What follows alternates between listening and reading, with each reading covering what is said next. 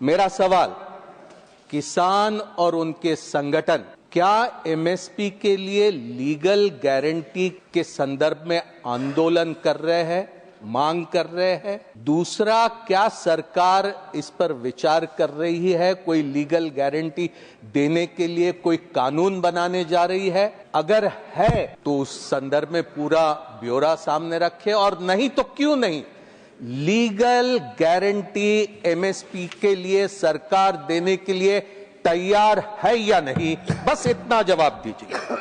मैं धन्यवाद दूंगा मुकुल जी को, किसानों से जुड़ा सवाल उन्होंने पूछा है। मैं गर्व के साथ कहता हूं, ये नरेंद्र मोदी सरकार है जिसने 19 में ये तय किया कि लागत पर 50% मुनाफा देकर एमएसपी तय की जाएगी। मैं यही सोच रहा था कि अगर माननीय मंत्री महोदय की तरह अगर सांसदों को भी अपना सवाल पूछने के लिए इतना समय मिल जाए तो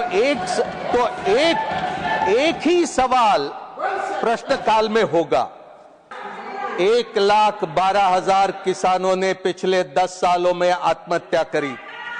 किसानों पर आज 28,50,000 करोड़ रुपए का कर्जा है।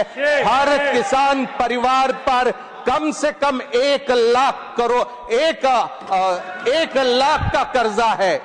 ये स्थिति है। मैं लीगल गारंटी की क्यों बात कर रहा हूं, उसकी एक मिसाल देता हूं। 15 नवंबर 2024 को माननीय प्रधानमंत्री महाराष्ट्र के दौरे पर थे और इस दौरे में माननीय प्रधानमंत्री जी ने ये घोषणा करी सार्वजनिक सभा में कि सोयाबीन को प्रति क्विंटल 6,000 रुपए एमएसपी दूंगा। 24 निकल गया, 25 निकल रहा है, लेकिन अब भी 6,000 रुपए प्रति क्विंटल नहीं मिला। मैं माननीय मंत्री से बस सर एक मिनट, आपने एमएसपी की बात करी, कितना खरीद किया उसकी बात करी।